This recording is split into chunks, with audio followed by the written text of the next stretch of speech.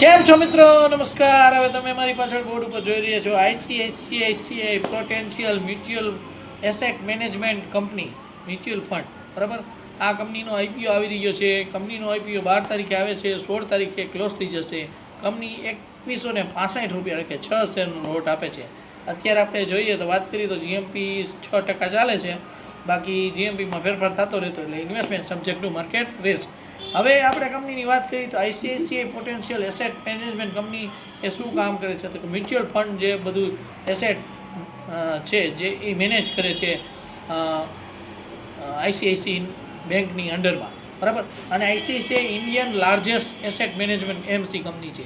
આની અંદર તમે 2 અરજી કરી શકો છો, જેની પાસે આઈસીઆઈસીઆઈ બેંકનો શેર હોય એ, અને એક નોર્મલ અરજી, બરાબર છે.